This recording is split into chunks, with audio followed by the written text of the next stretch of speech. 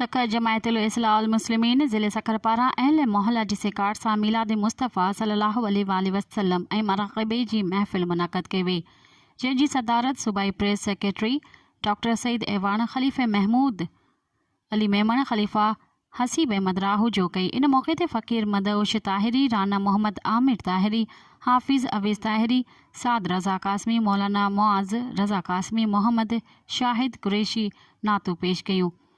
इन मौक़े ते मशहूर मज़हबी स्कॉलर मौलाना मोहम्मद रिज़वान ख़ान क़ादरी ख़िताब कंदे चयो त रबीउल अव्वल जे हिन बाबरकत महीने में नबी करीम सल्लल्लाहु अलैहि वसल्लम जे पैगाम रिसालत ऐं सीरत खे सम्झण ऐं सीरत तैयबा खे अमली ज़िंदगी में अपनाइण ही मिलादुल नबी ऐं नबी करीम सल्लल्लाहु अलैहि वसल्लम सां मोहब्बत आहे।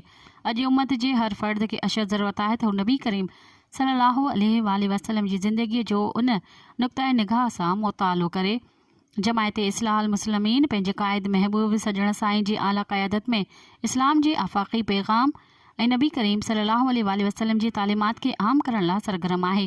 ख़लीफ़ा मौलाना हसीब अहमद राहू जो ज़िक्र क़ल्बीअ जी अहमियत ऐं अफ़ादियत ते दर्स ॾेई मराक़बो करायो।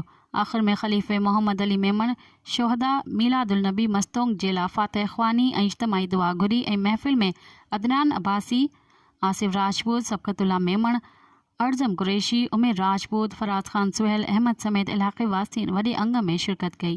मज़ीद ख़बरनि ऐं तफ़सीलात लाइ विज़िट कयो असांजी वेबसाइट www.awamiNewsHD.com ऐं ॾिसंदा रहो अवामी न्यूज़ HD।